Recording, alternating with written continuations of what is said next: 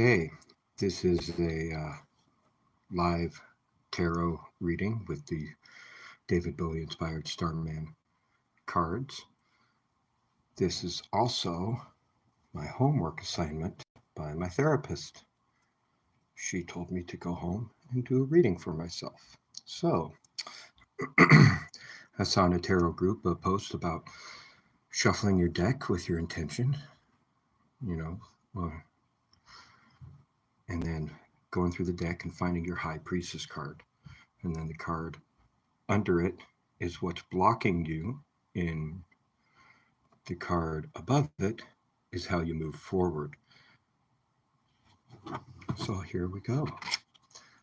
And I would be the High Priestess.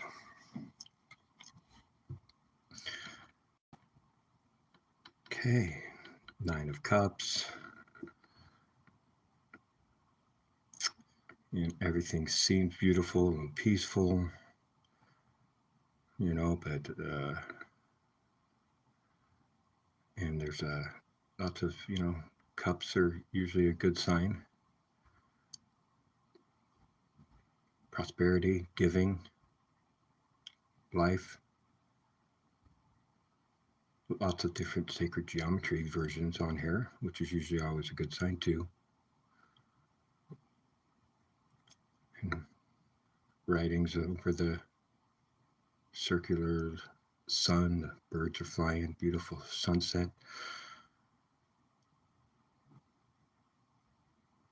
All kinds of other designs and patterns on here. I got myself a iguana, some cool cats. But yeah, look at what's going on in the mind. Swirling, swirling, swirling mind. And that's what's blocking me. A swirling, swirling, swirling mind. And my heart. Look at that coming out of my heart. Once again, another swirling pattern. It just keeps repeating on itself. It just seems like the same cycles just won't ever end. All the negative cycles when you want it to be positive from a place of love. And that's why when things are toxic with people you love, that's why it hurts so much. Because you love them. It wouldn't hurt if you didn't love them. Right? People you don't care about can't hurt you. But only you can hurt yourself, right? It's what you're doing with your own mind and what you allow to trigger you, what you don't allow to trigger you, what you can just look past and not look past, which is a conversation we keep circling back to with my therapist. What can you let go of? And what can't you let go of? Because eventually there's just things you just have to let go of and move past. And there's just things I have not been able to. And those are definitely what's blocking me. I know what they are. Been talking about them with the therapist. I'm pretty aware.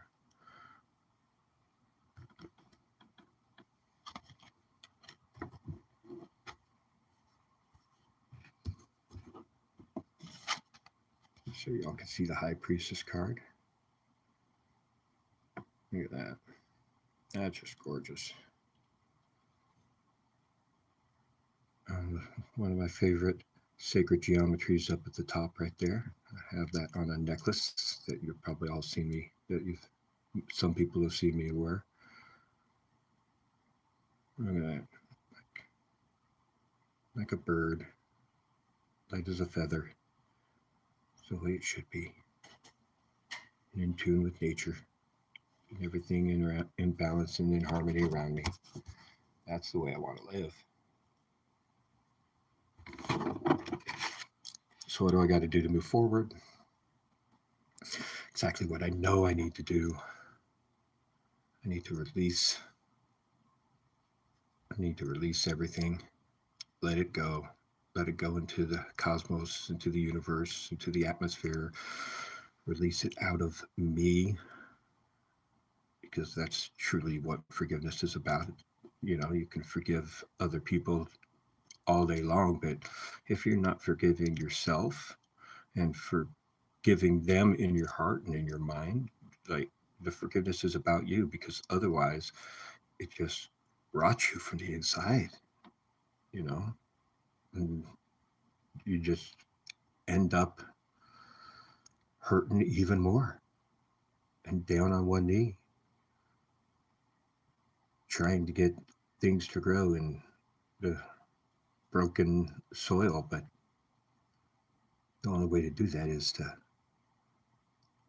let go of the things that are rooted in your mind there that you can't let go of, and release them. Release them, because that's what forgiveness is about. Letting go. And forgiveness is not forgetting, lest you repeat the mistakes of the past, or fool me once, fool me twice. Keep allowing people to just repeatedly do the same things over and over to you, and demand change.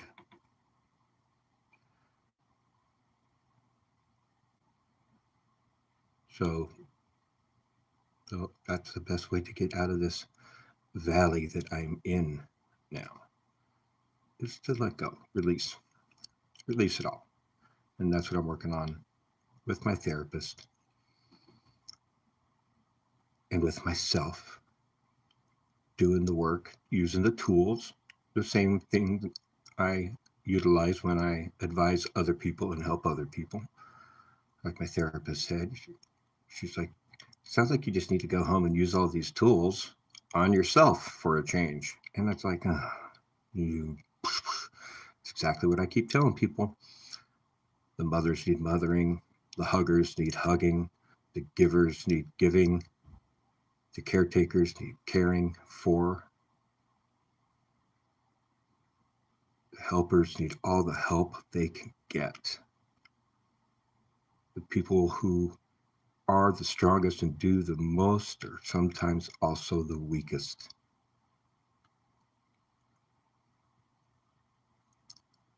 Humanity is both strong and fragile.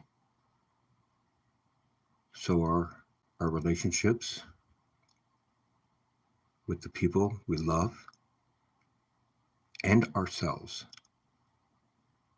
And loving ourselves is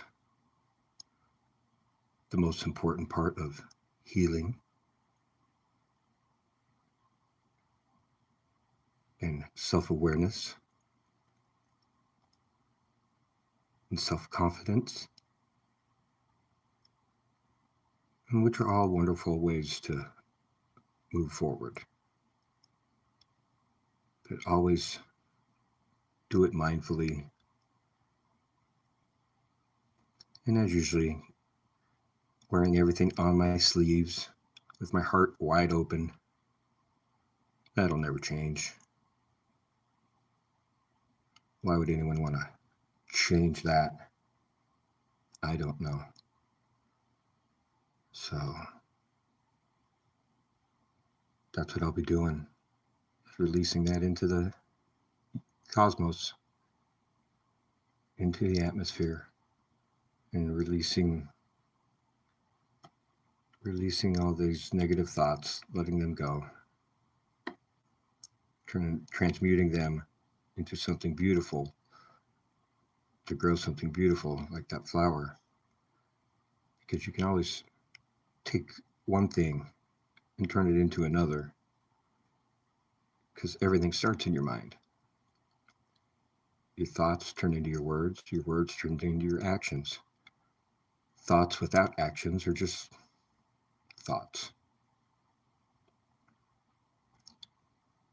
And the best sorries, well, are changes of actions and not repeating all the same mistakes of the past. for everyone. And getting in there and finding that inner child and doing that inner child work, like I love helping other people with. I've done some of my own, but apparently not enough. And that's what the other part of my homework is with my therapist, is my inner child work. And what does your inner child work look like to you? What do you ask it? What does it look like to you? Did your inner child ask you questions? Do you know what your inner child sounds like? Can you visualize your inner child? Are you the adult you needed as a child? And how old is that inner child? And at what stage of life is that inner child? And what is making that inner child so emotional? What is hurting that child? Because that's what you need to repair. And ask yourself. So I'll be doing the work. And I got to say, what an accurate pull. I love these cards. Y'all stay blessed.